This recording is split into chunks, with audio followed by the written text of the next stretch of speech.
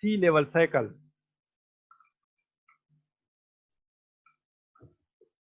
It refers to interval of time during which a relative rise and fall of sea level occurs is called as sea level cycle.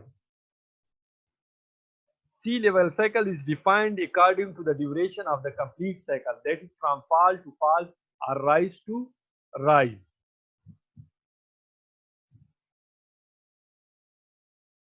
You can observe that this is one cycle, and it can be, we can define a complete cycle as from one rise to another rise, or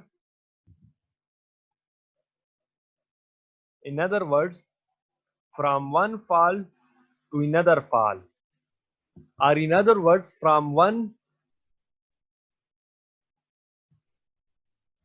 start of rise to another start of rise. So it is defined according to the duration of complete cycle from fall to fall or from rise to rise. And this one rise and one fall is then called as sea level cycle.